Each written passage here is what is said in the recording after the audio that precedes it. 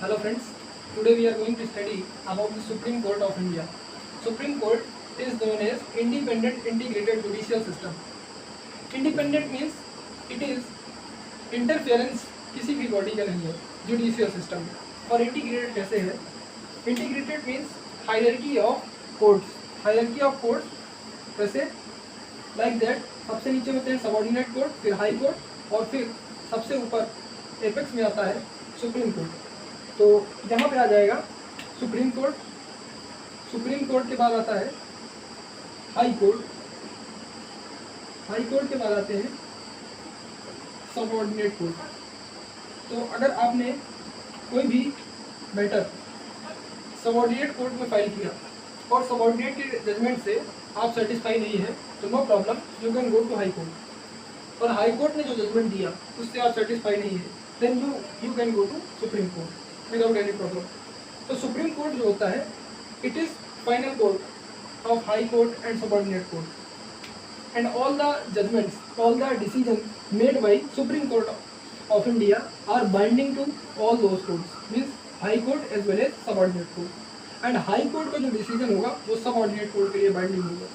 तो ये जो पूरा प्रोसेस होता है इस प्रोसेस को कहते हैं डॉक्ट्राइन ऑफ प्रेसिडेंट. तो डॉक्ट्राइन ऑफ प्रेसिडेंट क्यों इम्पोर्टेंट है इसको समझते हैं. बिकॉज डॉक्ट्राइन ऑफ प्रेसिडेंट इसलिए भी इम्पोर्टेंट है क्योंकि हमें चाहिए रूल ऑफ लॉ. मीन्स ऐसा लॉ जो यूनिफॉर्म हो, यानी कि नॉन यूनिफॉर्मिटी ना आ पाए, इसलिए डॉक्ट्राइन ऑफ प्रेसिडेंट इम्पॉर्टेंट है. क्योंकि क्या होगा अगर सुप्रीम कोर्ट कोई और डिसीजन लेगा, हाई कोर्ट कोई और लेगा, मीन्स डिसीजन बाइंडिंग नहीं होंगे तो फिर कॉस आ जाएगा. And we need any chaos, we need justice of law. Means हमें जस्टिस मिलना चाहिए, इसलिए डॉक्ट्राइन ऑफ प्रेसिडेंट इम्पॉर्टेंट है. और अब हम आगे पढ़ते हैं आर्टिकल 124 के बारे में.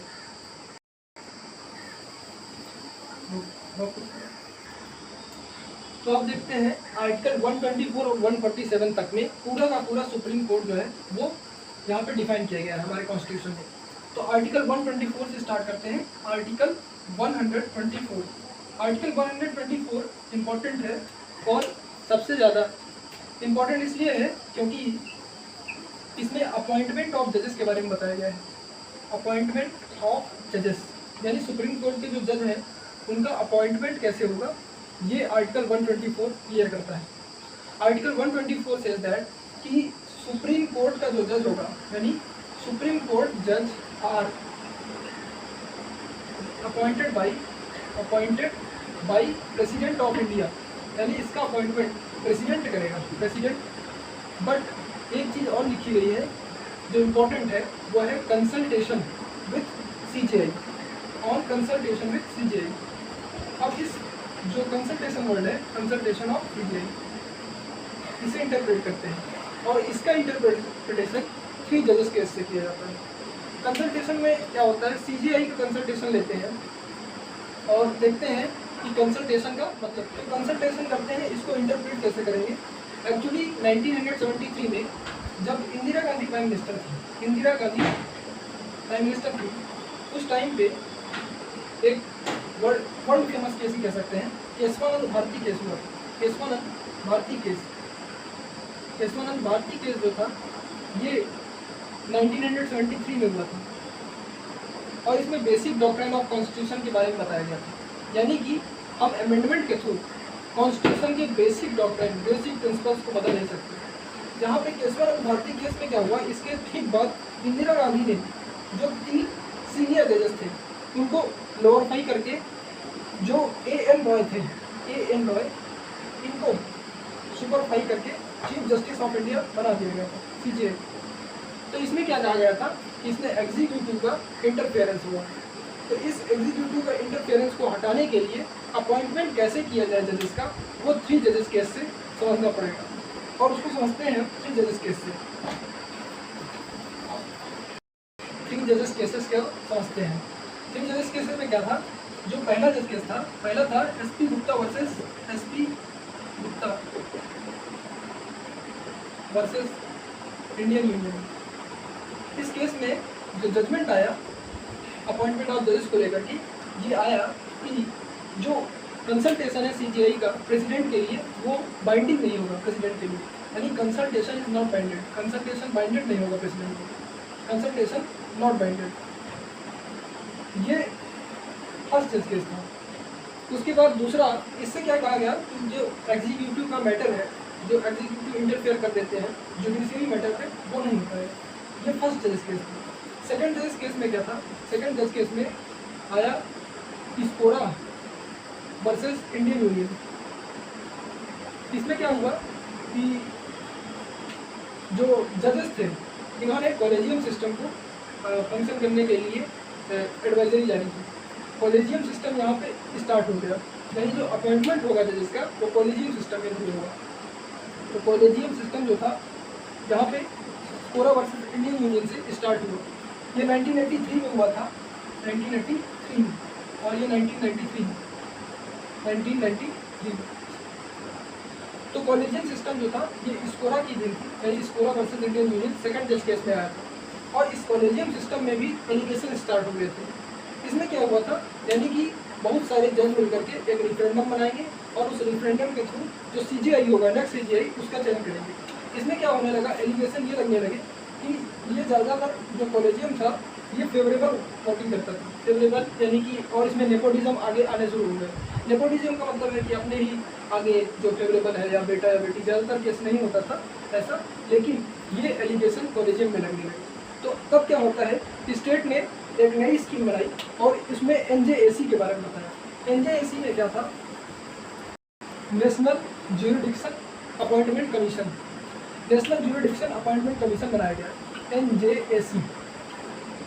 और कहा गया कि कॉलेजियम सिस्टम हटा करके जो 99th अमेंडमेंट किया गया, 99th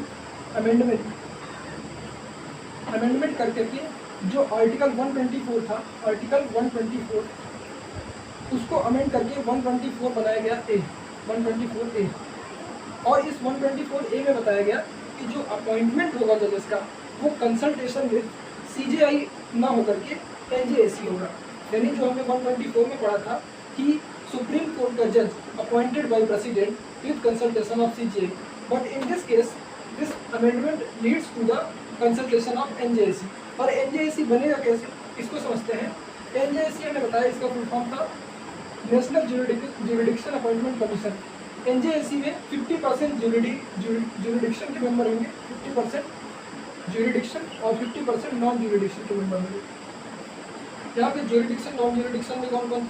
तो नॉन ज्यूरिडिक्शन में जो था एक यूनियन मिनिस्टर होगा, एक और दो इमिनेंट पर्सनालिटी होंगी, ये जो है NJAC में होंगे। अब ये दो इमिनेंट पर्सनालिटी जो है ये कैसे अपॉइंट किए जाएंगे? ये एक 3 मेंबर पैनल बनेगा, ये 3 मेंबर पैनल बनेगा, उससे 2 लोग अपॉइंट किए जाएंगे, 3 मेंबर पैनल। और इस 3 मेंबर पैनल में होंगे कौन कौन? एक होंगे प्राइम मिनिस्टर और दूसरे होंगे जो अपोजिशन पार्टी के लीडर हैं वो, यानी अपोजिशन पार्टी के लीडर, अपोजिशन के लीडर, और जो तीसरे मेंबर हैं वो होंगे CJI।